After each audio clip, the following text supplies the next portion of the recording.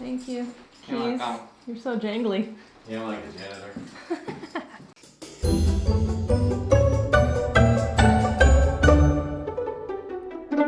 Hi guys, welcome back to another episode of Crue Trime. Crue Trime! It's Crue Trime. My name is Sarah, and what I do here is tell you a terrible story to ruin your day and put on my makeup at the same time. So if that sounds like fun, then you are in the right place. So make sure that you subscribe to this channel and turn on all the little notifications so that way you will never miss one of my terrible stories. So today's story is one that was really big in the news at the time that it happened just a few years ago, and I remember hearing about it, but I just did not have the strength to invest because it just seemed like I'd heard it before. You know what I mean? But this one is different because as the story goes on, just when you think it can't get worse, it gets worse. And then it gets worse. So hold on to your butts. This is the story of Susan Powell. Also, if you want to know what makeup I'm using in this video, because I don't really show it to you and talk to you about it, look in the description box. Everything is linked. On July 29th, 2008, Susan Powell walked around her house in suburban Salt Lake City, Utah, with a video camera recording everything. She had recently consulted with a divorce attorney, and during the free evaluation, this attorney recommended to her to make a video of all of her family's belongings, like an inventory. In this video, Susan is walking around her house, doing a tour, and she highlights the items that she and her husband own, jewelry, heirlooms, and she makes a point to show the endless drawers of tools belonging to her husband, a very elaborate computer setup. At the beginning of the video, she gives the date and time, and then she says on camera, covering all my bases, making sure that if something happens to me or my family or all of us, that our assets are documented. I hope everything works out and we're all happy and live happily ever after, as much as that's possible. This video would be viewed by police officers several months later after Susan went missing. So, who is Susan Powell?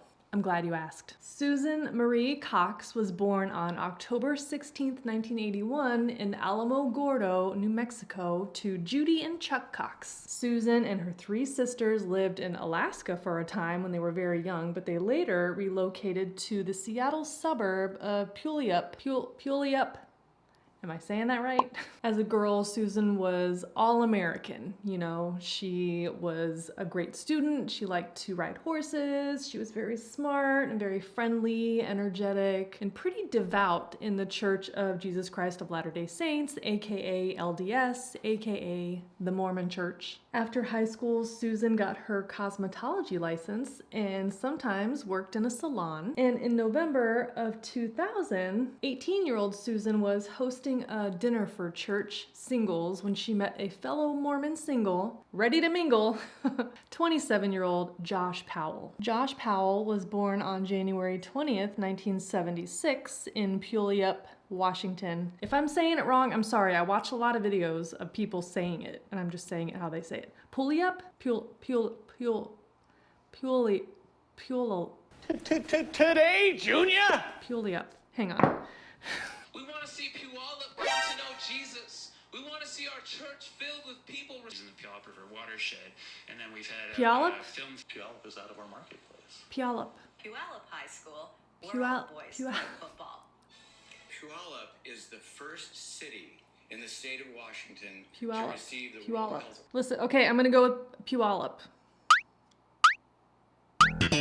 Josh Powell was born on January 20th, 1976 in Puyallup, Washington, to Terry and Stephen Powell. He had two brothers, John and Michael, and two sisters, Alina and Jennifer, and they were also a Mormon family, although pretty dysfunctional. Terry and Stephen divorced in 1992, and it turns out that Stephen had a bit of a porn problem.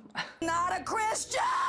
And he would share the pornography with his sons, and Terry, not a fan of that. He was also verbally and physically abusive. So Not a nice fella. Back to Josh. As things at home were sort of unraveling, Josh was having trouble dealing with his feelings. He was angry, aggressive. There's also an alleged incident where he killed his sister's gerbils and threatened his mom with a kitchen knife. He was pretty troubled. He even had some suicidal ideations and attempts. So after Terry and Steve divorced, the boys actually went to go live with Steve, and the girls lived with their mom. After high school, Josh studied at the University of Washington and later landed a pretty good job. He was doing well, living out on his own, and ready to settle down and start a family. So Susan and Josh met at this church mixer, and the couple were immediately infatuated with each other. They had met in November, and by the end of December, they were engaged. I mean, that's like barely 2 months of dating, and not knowing each other at all before that. Susan's family thought that they were moving too fast, but they were supportive of her anyway. Susan assured them that Josh was marriage material, you know? He had his own place, he had a good job, and he was good to her. So in April of 2001, less than 6 months after meeting each other, Josh and Susan got married in the Portland, Oregon Mormon temple. As newlyweds, they decided to temporarily move in with Josh's dad, Steve, so that they could save up money to buy their own home. Seemed like a pretty sensible choice, and by all accounts, the couple was happy and, doing great. But we now know that things were more than just weird at Stephen's house. But we'll come back to that. Okay, so after some time, Susan and Josh were finally ready to get going on their family, so they moved to West Valley City, Utah, which is just outside of Salt Lake, and they bought their first home. Their first son, Charles, was born on January 19th, 2005, and their second son, Braden, was born on January 2nd, 2007. So by the time the little ones came along, they were quite established in their neighborhood and they were involved in their local LDS church. Susan was very devout and had joined many church groups in the area. Her entire life to that point had revolved around the LDS church. And Susan and Josh agreed to raise their boys in the church, but Josh started to kind of pull away.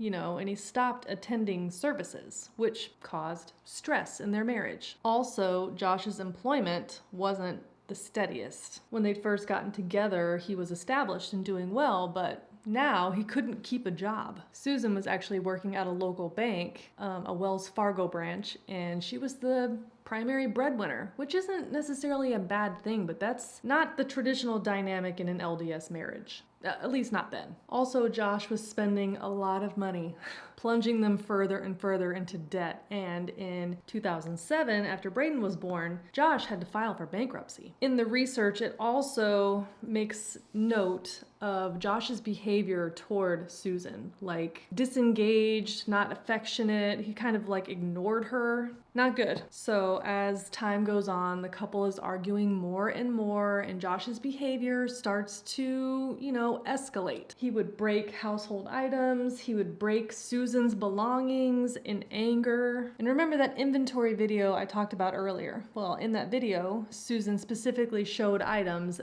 jewelry and things that Josh had broken. Okay, so fast forward to December 6th, 2009. It was a Sunday. Susan had gone to church services with a friend and then walked home afterward. Around 3 p.m., a neighbor, Giovanna Owing, dropped by to help Susan finish up a crocheted blanket. Giovanna would later say that she and Susan were in the living room untangling yarn with Josh and the boys in the kitchen, and Josh offered to make a late lunch, which was super odd because he did not cook or do anything domestic. I mean, he definitely seemed to love his sons, but he was like hands off with diapers and bottles and baths and stuff like that. Okay, so back to Josh in the kitchen cooking out of the blue. So Josh had actually called his dad earlier to get this pancake recipe. You think in that house they don't have cookbooks, but okay. He then made the pancakes one by one, mixing the batter separately for each person, which is also a little weird. He served Susan and her friend in the living room, which is also not something that they normally did in their house. They were like a eat at the table type of a family. They eat these pancakes and eggs, and then pretty soon after, Susan gets really sleepy. So she decided to go lay down in her bedroom, and Josh tells the friend, it's time for you to leave, and I'm gonna just take the boys sledding so that Susan can, take a nap. It's all very weird. Giovanna said that as she was getting in her car to leave, Josh already had the boys in the car and was backing out of the driveway. Okay, that was around like 5 o'clock, and that was the last time that anyone ever saw Susan Powell. So now it's the next day, Monday morning, December 7th, 2009. Susan didn't show up to daycare with the boys at like 6:30 in the morning, which was part of her typical routine. She had to be to work by 7 a.m. So the daycare owner, Debbie Caldwell, noticed, right, and called Susan to make sure everything was okay. It was unlike her to not call ahead if she wasn't going to be bringing the boys. She couldn't get Susan to answer the phone, so she decided it was only like around the corner. It was very close to Susan's house, so she just drove over there to check on her. It was very cold in Utah. Remember, it's December, so there's snow on the ground. There actually had been snow the night before, but when she pulled up to the driveway, there were no tire tracks. So if the car was there, it must be in the garage, having not left. Just very weird. So she went to the front door, knocked on the door, there's no answer, and she's thinking, oh my god, can't get her on the phone, nobody's answering the door, she's obviously not left the driveway. What if they've been carbon monoxide poisoned? It's winter time, people are running fireplaces, gas heaters and stuff. It's not a crazy thought. She's like, they might be dead in their beds. Kind of dark, but at least somebody's thinking about it, right? So she calls 911 to ask for a wellness check. And meanwhile, she's also calling the emergency contacts that she had listed for Susan and the boys, which were Josh's sister, Jennifer, and his mom, Terry. Well, neither one of them had heard from Susan or Josh. They all show up at the same time that the police show up, and they had asked, do we have permission to break a window to get in the house? And they're like, yes, of course. So they do that, they get inside.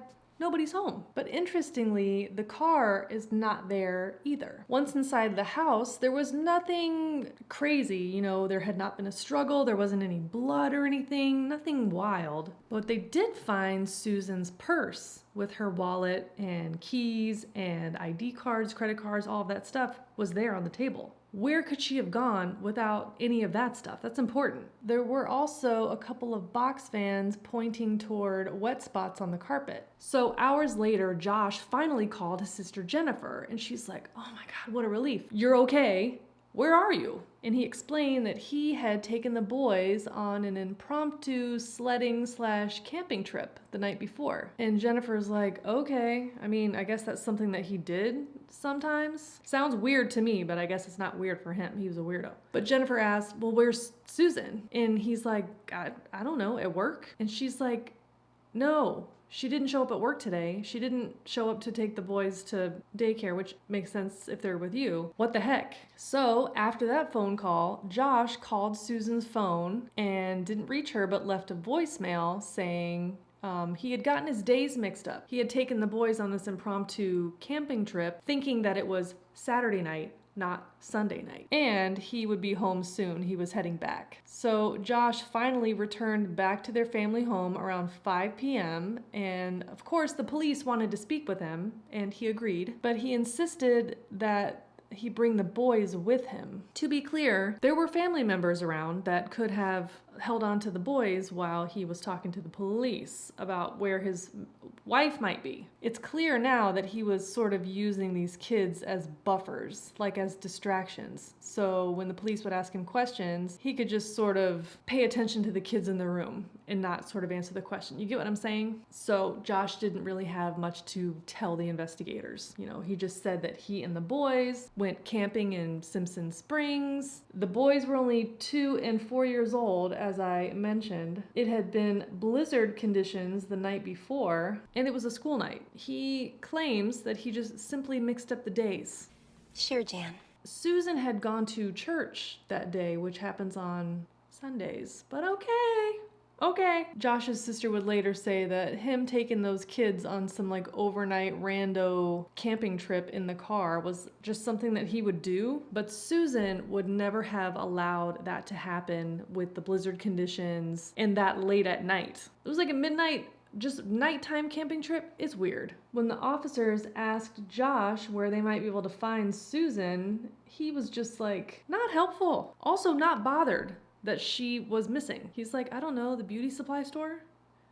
Josh, so she's at the beauty supply store, what, just like taking a nap in the aisle? Shut up. I mean, by this point, she had been gone for like a full day. So in a later interview, because they did speak to Josh more than once, they asked if they could search his minivan, and he consented. Josh's family finally did take the boys, and the police spoke with the children at the Children's Justice Center. They have like specialized trained people to talk to kids in like a non-threatening environment.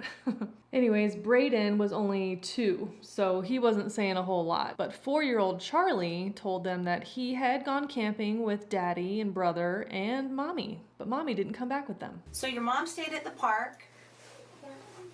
Do you know where at the park? No? My mom stayed where a crystal are. She was where the crystals are. The hoo-ha? So when the police searched the Powell's family van, they found a ton of camping equipment. You know, that whole story checks out. But they also found Susan's cell phone. What? Remember, Josh called Susan and left a voicemail from wherever he was camping, and her phone is in the car that he was in calling her from. Okay, all right. So even though the police had what seemed like a lot of circumstantial evidence, they did not have enough to arrest Josh. So Josh Powell was released. Funny enough, Josh did not claim his van. He did not drive home in it. He just went to the airport and rented a car. He must have had a hunch that the police might have put a tracking device in the van, which they did, but there wasn't any tracking device in a rental car. And after he got that rental car, he disappeared for about 18 hours, unaccounted for. And when he returned that car, it had 800 additional miles on it. Where did he go over these 18 hours? 800 miles worth? Nobody knows. Pretty much immediately after Susan's disappearance, Josh started doing some weird and questionable things. He took many bags of things, mysterious things, out of their house, like in trash bags. He thoroughly detailed the interior of that van once he got it home. He closed their bank accounts. He cashed out Susan's IRA and her retirement fund. He emptied the house and took the boys to go live with his dad in Puyallup. So with Susan being officially reported missing, the police were able to access her safety deposit box, which she had at her work at the Wells Fargo Bank. Inside of the box, they found some security bonds, but also a DVD and a 2-page handwritten last will and testament in Susan's own handwriting. The document, this will, talked about how her marriage was very problematic, stressed. She said that Josh had threatened to take the kids if they ever divorced and she'd never see them again. She also specifically wrote in that document that she would never leave her children. Susan also talked about a $1 million life insurance policy that Josh had taken out on her, and she wrote that if anything ever happened to her, that the children should go live with her parents because she did not trust Josh or his family. She also wrote, hold on to your butts, if something happens to me, it might not be an accident. The DVD that was in the box was the video that we talked about when we started this story. It's that inventory in the house where she said she was covering her bases. Okay, so the police interviewed Josh again on December 8th, and he was less than helpful. Also, notably, didn't ask the police what they were doing to help find his missing wife. He clammed up, asked for a lawyer, and ended the questioning. But by this time, the story of the missing mother had gone nationwide. So Josh was also trying to avoid this onslaught of media attention. Didn't look good, okay? It's very like Scott Peterson vibes. Wife is missing. He doesn't seem to be upset about it. Remember Scott Peterson went deep sea fishing on fucking Christmas Eve with a pregnant wife at home? And this guy is taking his 2- and 4-year-olds camping in a blizzard on a Sunday night. Other than Josh's dad, Steve, his family was not supporting him in his interactions or non-interactions with media. His sister, Jennifer, offered to actually wear a wire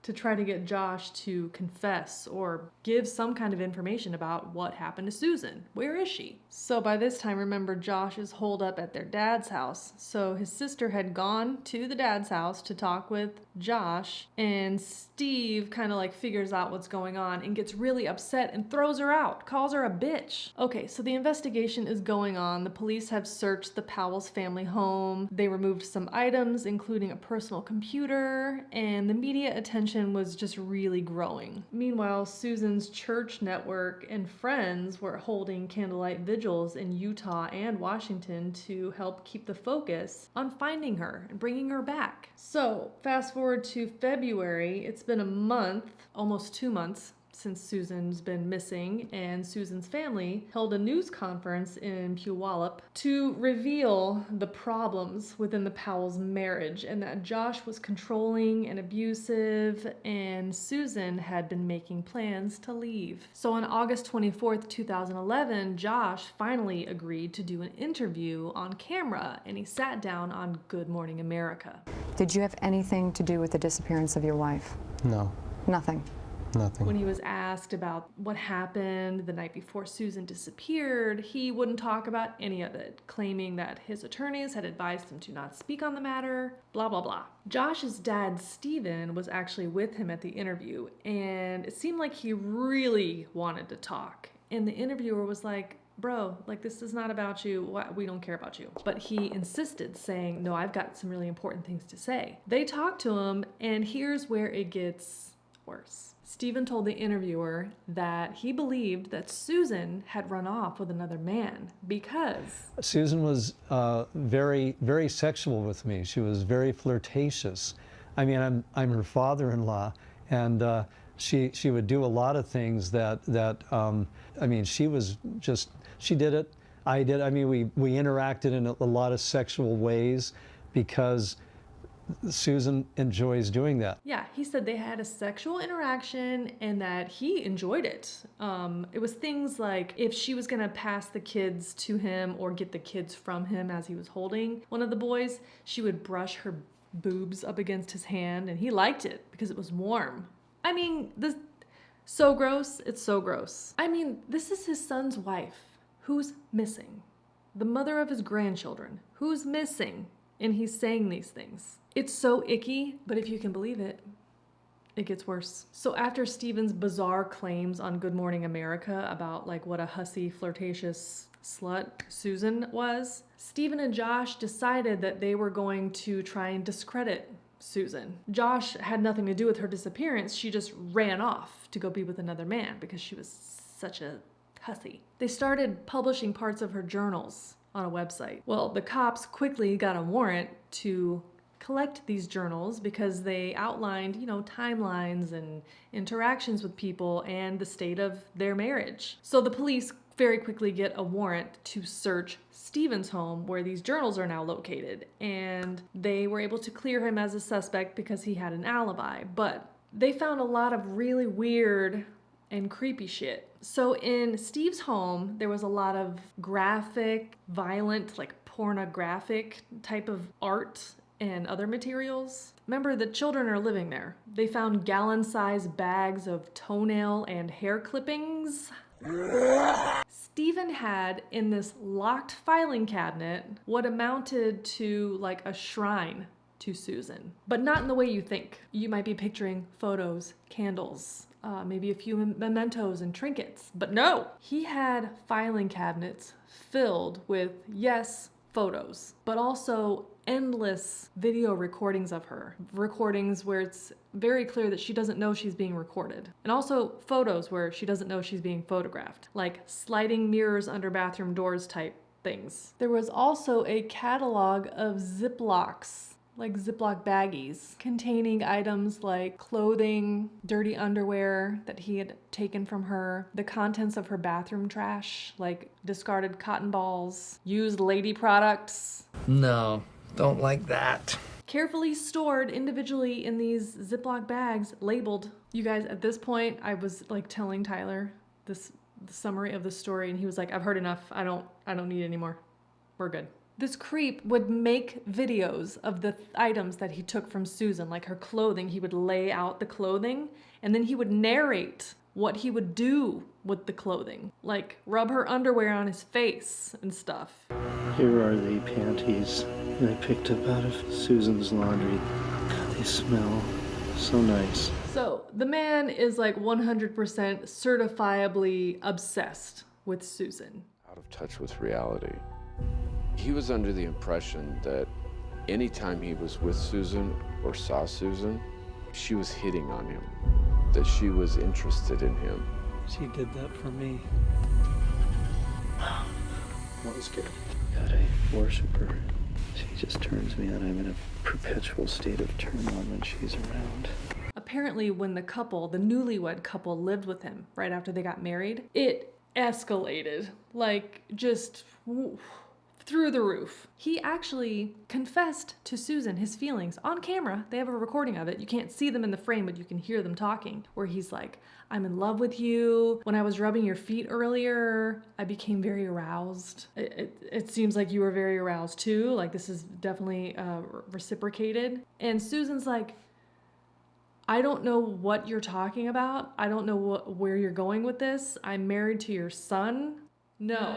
And by the way, in the journals, Susan definitely talks about how she was telling Josh about this creepy shit his dad was doing, and Josh did nothing about it. The police also found this website that Susan Powell had, where he had an alter ego or like a pseudonym, Stephen Chantray. In this website, he uploaded songs that he had written and sang for Susan about their secret love and his like bizarre, twisted perspective on their relationship, which, to be clear, they did not have.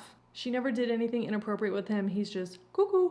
Also, Stephen kept very detailed journals, which the police used later to fill in the blanks. Remember, I said it gets worse, and boy does it. So in addition to all this bizarre, disgusting collection of things around Susan, they also found photos and videos of people who clearly that don't know that they're being recorded, and like young girls, children from the neighborhood, where he was recording them through like their bathroom windows while they're undressing, bathing, using the bathroom. Stephen was charged with 14 counts of voyeurism and 1 count of child pornography, which he pled not guilty to.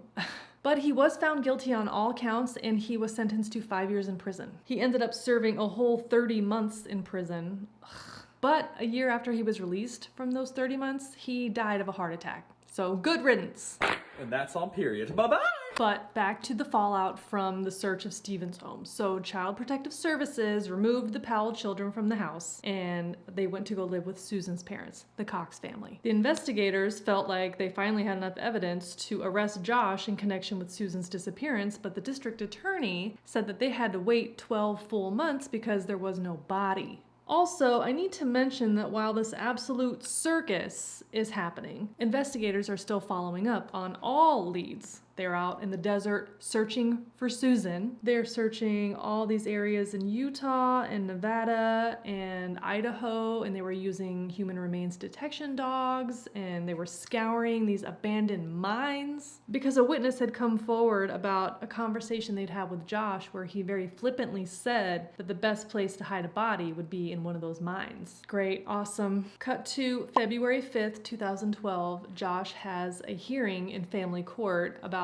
custody of the children, and he's very confident that it's going to go his way. But after evidence from that search revealed that Josh had some inappropriate material saved on his personal computer. Images described as characters from popular Nickelodeon shows engaged in sexual acts of incest. I guess the gross, creepy apple doesn't fall far from the gross, creepy tree. Well, Josh's attorney in court said, those images are not illegal. They're just in really bad taste. Not super helpful, but okay. Either way, the images were disturbing enough for the judge to put the brakes on any further proceedings until Josh could be evaluated, like psychosexually evaluated, where they're like showing him things and measuring his reactions, if you get what I'm saying. And until a decision could be reached, Josh could only visit with the children under direct CPS supervision. So by this point, Josh had since moved into like a rental home of his own. He wasn't living at his dad's creepy porn house anymore. The timeline's a little weird. I had said that Josh was confident he was going to have the kids returned to him at the hearing on the 5th. The decision about the inappropriate materials was made earlier than that. After that decision was made, over the next couple of days, Josh got really busy cleaning out his new rental house. He'd actually donated all of the children's clothes and toys to the Goodwill, and the supervised visits with the children normally took place at like an approved social services center, but since he had moved into this new rental away from his creepy dad, social services decided that his home was acceptable so long as there was a monitor present. So, on Sunday, February 5th, 2012, Elizabeth Griffin Hall, the social worker on the case and the observer for the supervised visits, picked up the boys from Judy Cox, and when they pulled up to the house, the boys hopped out of the car and ran for the door, very excited, as they always did. Elizabeth followed closely behind, but when they got to the door and the boys ran inside, Josh locked eyes with Elizabeth and then slammed the door in her face. She heard Josh say, "Charlie, I've got a big surprise for you." She's pounding on the door, she's calling 911, and then she smelled gasoline fumes. The operator that she's talking to on 911 is like not helpful at all. Like the guy doesn't know what supervised visits are. She's like, you know, I'm supervising this visit, and he's like, how are you supervising a visit that you're on? Like, he doesn't understand what's going on, and she's like, something is gonna go really bad, like I can tell. Like, he had a court hearing the other day and it didn't go his way. I'm really fearful for their lives. Well, did he threaten their lives? Well, no, but like, he might do something. We'll dispatch a deputy out and they'll get there when they get there, but they're handling other emergencies right now, so. By the time that help arrived, the house had exploded. It was in a full blazing fire. We are interrupting your programming for some breaking news out of Pierce County this afternoon. We have just confirmed there has been a fatal explosion at the home of Josh Powell. Air 4 is over the scene right now. Take a look at some of these pictures. This home is completely devastated and decimated. The Pierce County medical examiner would later say that both of the boys had chopping and hacking wounds at their necks and heads. And even though it might have incapacitated them, what really killed them was smoke inhalation, and they also had gasoline in their lungs. The boys were found dead, laid out next to each other, and Josh was also dead with a hatchet next to him. The Cox family never blamed the social worker. They said Elizabeth was doing her best to manage what was a terrible situation, but the Department of Social and Health Services in the state of Washington was later found negligent for the death of the children, and a $32 million judgment was awarded to the Cox family, who pledged to use that money to fight to protect other children in similar situations. The judgment was later changed to a $98.5 million judgment on appeal. In the research for this case, it was just like really clear that Josh Powell never really cared about getting his kids back. He just wanted to beat the Cox family. Like, if he was backed into a corner and felt like he had no way out, why did he need to kill the kids? Like, none of it makes sense. It just gets worse and worse and worse. To this day, Susan's body has still not been found, and there are roughly 10,000 abandoned mines in the Utah desert where she might be. And without any credible leads, because all of the connected witnesses are dead, the case was closed on May 21st, 2013. And that is the story of Susan Powell. I mean, these stories are all pretty terrible, but this one was just like... If you have a Crue Trime story that you would like to recommend to me, look down in the description box for the link to the Google Doc where you can click it, fill it out with all the dirty details. I would love to hear from you. If you want to know what makeup I used in today's look, then look down in the description box because everything is linked. Thank you so much for hanging out today and for watching this video. I really appreciate it. If you want to see more videos like this one, then consider subscribing to this channel before you leave today. I upload new videos here on YouTube every week, and you can follow me on all of the other socials as well. That is it for now. I will catch you next time in the next video. Bye! And I put far too much makeup on this forehead. Oh God. Oh, is it recording already? In Almo... Nope. Crue Trime. Hey, actually, can you bring me a water? Or a pop or something from the fridge? A Fanta? Yeah. Pierce... Puyallup. Oh my God, this makeup looks terrible!